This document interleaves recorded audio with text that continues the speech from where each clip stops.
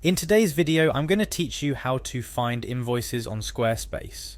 Whether you're a business owner, a freelancer, or perhaps managing an online store, staying on top of your invoices is crucial. Fortunately, Squarespace makes this easy, and I'm here to guide you through each step. First things first, you'll need to navigate to the Squarespace website. It's pretty straightforward, just use your preferred web browser and go to the Squarespace homepage. Once you're there, you'll notice a prominent login button. Click on this to proceed to the next step. Upon clicking login, you'll be given various options for accessing your account.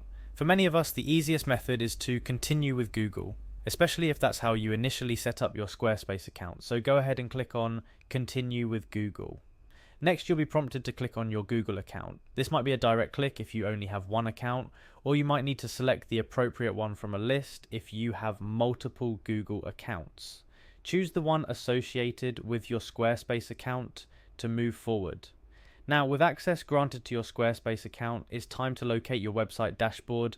You can do this by visiting the specific URL of your site's settings, or simply navigate through the Squarespace home once you're logged in, and select your website from the provided list. Once you're into your website's dashboard, our next port of call is the Settings menu. On Squarespace, this is where all the administrative magic happens, from managing domains to tweaking design elements and, of course, handling your billing and invoices. Speaking of billing, once you're in the Settings menu, look for the Billing option. It's usually listed among various other settings related to your account and site management. Click on Billing to delve into the details of your Squarespace financials.